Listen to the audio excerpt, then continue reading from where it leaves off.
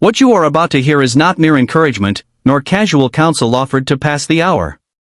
It is a call to mental action. It is a summons to awaken the sleeping powers within you. It is a shift in your habits of thought, a shift in your manner of speech, a shift in your conduct, your expectations, and your destiny. Let me begin with a truth of enormous consequence: your life moves in the direction of your dominant thoughts. The circumstances of your existence are not governed wholly by chance, nor by fate, nor by the uncertain opinions of others. They are shaped, in large measure, by what you consistently believe, what you repeatedly think, and what you expect with conviction. If a man expects defeat, he unconsciously prepares for it. He speaks the language of limitation. He acts with hesitation. He interprets every obstacle as proof that success is beyond his reach. But if a man assumes, with unwavering faith, that all things are working together for his advancement, then he moves differently. He meets trial with composure. He meets delay with patience. He meets uncertainty with discipline. He does not wait for confidence to arrive. He proceeds as though the outcome were already secured. This is not fantasy. This is not idle wishing. This is one of the oldest laws of achievement. The mind attracts and organizes itself around the object of its dominant belief. Consider Henry Ford. When the majority of men saw impossibility, he saw inevitability. He did not ask the world for permission to believe in his vision. He held that vision in his mind until the world was forced to acknowledge it. Consider Thomas Edison. He did not surrender after repeated disappointments. He understood that temporary defeat is not failure unless accepted as such by the mind. He continued because he had already decided that success was his. Andrew Carnegie, Charles M. Schwab, John D. Rockefeller, each in his own way demonstrated the same law. They acted from decision, not from doubt. They did not negotiate with fear. They advanced with purpose. And now the question comes to you: why not you? Why should you continue to give your mental energy to fear, delay, worry, and uncertainty, when that same energy, properly directed, may be used to build faith, discipline, and material success? You have spent enough time considering what may go wrong. Now you must train your mind to consider what must go right. You have spent enough years reacting to conditions. Now you must begin commanding them through your inner attitude. Adopt this thought and hold to it. Everything is working in my favor if I will but persist with faith and intelligent action. That single assumption, if repeated often and backed by action, can alter the whole course of your life. Let us now come to one of the great foundations of all achievement: definiteness of purpose. No man can succeed in a notable way while his energies are scattered.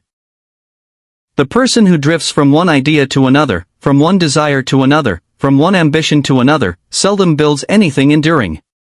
He confuses movement with progress. He mistakes activity for accomplishment. But the man with a definite purpose becomes powerful because his energies are organized. He knows what he wants. He has reduced his desire to a clear objective. He has written it down. He has fixed it in his mind. He has made it the central fact of his existence. That is where all lasting success begins. If you do not yet know your chief purpose in life, then your first labor is not to seek more motivation, but more clarity. Ask yourself, what must I do? What must I build? What kind of man must I become? What service must I render? What result must I produce before my time is finished? Reduce that answer to one clear statement. Not 10 statements. 1. Then read it each morning and each evening. Commit it to memory. Let it become so familiar that it begins to guide your choices without effort. For when a man knows where he is going, he ceases to envy the paths of others. He stops wasting time in comparison. He no longer requires constant reassurance. Purpose gives him direction, and direction gives him power. Now let us speak of faith. Faith is not something that descends upon a man by accident. It is not reserved for the fortunate few. Faith is created. It is developed through repetition, emotion, and action.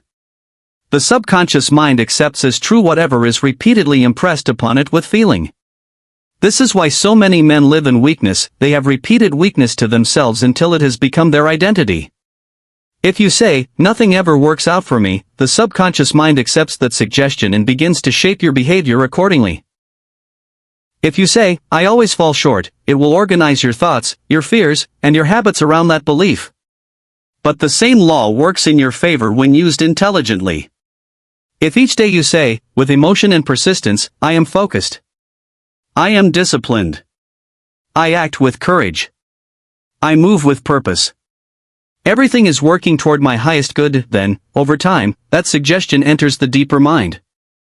It becomes part of your mental structure. Your actions begin to reflect it.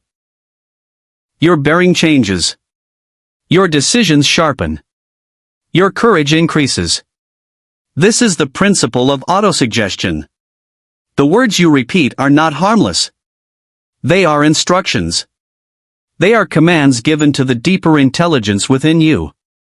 If you wish to alter your life, you must first alter the language you use in private. Let your speech no longer be the speech of fear. Let it be the speech of power.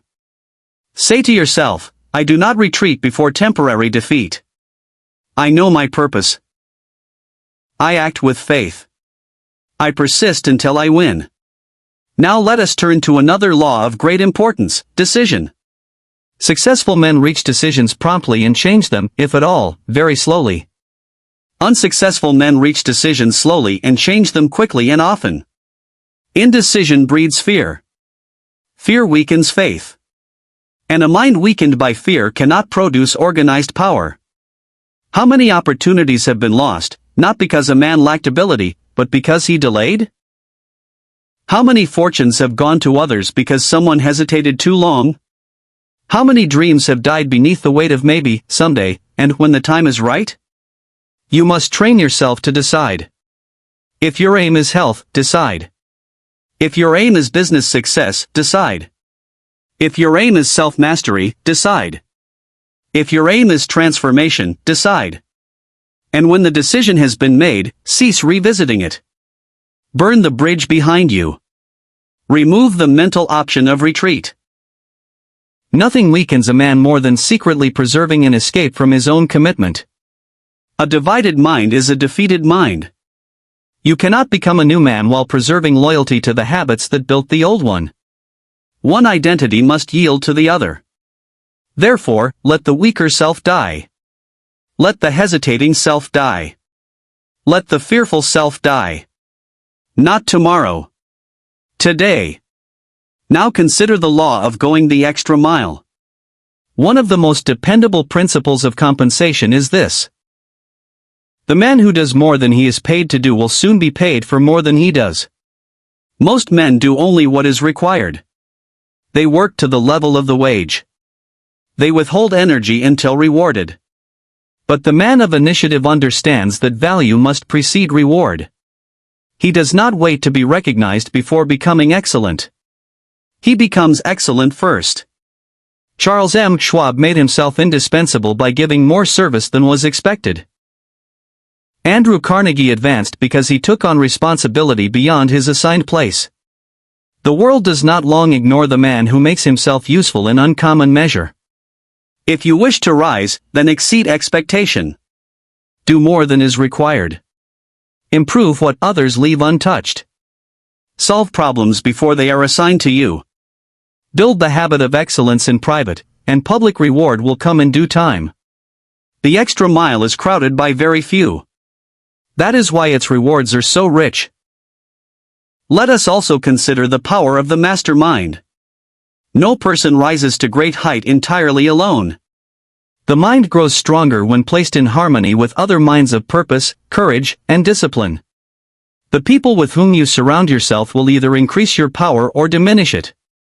If you keep company with those who complain, drift, gossip, and excuse themselves, their influence will enter your thinking whether you intend it or not. But if you align yourself with men and women of faith, purpose, discipline, and constructive thought, your own mind is elevated by association. Choose your alliances carefully. Seek those who sharpen you. Seek those who strengthen your resolve. Seek those whose lives reflect order, not confusion. If a person consistently weakens your faith, drains your ambition, or mocks your discipline, then distance is not cruelty, it is wisdom. The mastermind principle teaches that harmony among organized minds creates a force greater than the sum of its parts. Therefore, do not merely ask, "Who likes me?" Ask instead, "Who strengthens my purpose?" Now let us speak of personality. A pleasing personality is not superficial charm. It is the result of self-control, sincerity, courtesy, emotional balance, and genuine interest in others. The man who can influence others without force multiplies his effectiveness in every field of endeavor. Andrew Carnegie understood this. Charles M. Schwab understood this. Men follow those who make them feel seen, respected, and inspired. Harshness may command temporary obedience, but only character commands lasting loyalty. Cultivate calmness in your speech. Cultivate confidence in your bearing. Listen more. Criticize less. Encourage more. Let your presence communicate strength without arrogance. Power is not always loud. Very often, true power is quiet, settled, and unmistakable. And now we come to a truth that many overlook: belief must be expressed in action. It is not enough to think positively while behaving timidly. It is not enough to recite affirmations while continuing to betray your own standards. Your actions must match your declarations. If you say you are disciplined, then act with discipline. If you say you are focused, then remove distraction. If you say you believe in your future, then work as one who expects it. Action deepens belief. Each time you keep your word to yourself, faith grows. Each time you follow through in private, self-respect increases. Each time you persist in the absence of immediate proof, you teach your subconscious that you are a person of certainty. That is how identity is built. So if you would transform your life, stop asking whether you feel ready. Act as if you are ready, and readiness will grow beneath your feet. Remember this always: the subconscious mind thrives on repetition. One hearing is not enough. One burst of inspiration is not enough. A lifetime of doubt is not erased in a single hour. The old mental habits must be replaced by new ones, and that requires daily reinforcement. Repeat the truth until it becomes natural. Repeat faith until it becomes stronger than fear. Repeat purpose until distraction loses its power.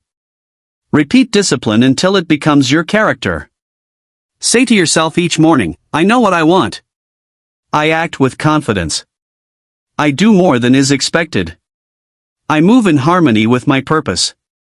Everything is working for me as I persist in faith and intelligent action." Say it again at night. Say it when resistance rises. Say it when delay appears. Say it when the outer world offers no evidence at all. For the man who governs his inner speech governs the direction of his life. And now let us close with this final charge. From this moment forward, do not walk as a man who is hoping to become powerful. Walk as a man who has accepted responsibility for his power. Do not speak as one asking permission from life. Speak as one who has made a decision. Do not act as one waiting for certainty from the world. Act as one who carries certainty within. Stand tall. Fix your mind upon your chief purpose. Guard your faith. Direct your speech. Choose your companions wisely. Go the extra mile. Decide quickly. Persist through temporary defeat. And above all, believe that the power to shape your circumstances begins with the disciplined use of your own mind. Say it now, and say it with conviction. I am not afraid. I act without hesitation. My purpose is clear. My faith is strong. Everything is working in my favor as I persist with discipline, belief, and action. Hold that thought. Repeat it daily. Live it deliberately. For the world makes way for the man who knows where he is going, believes in his aim, and refuses to turn back.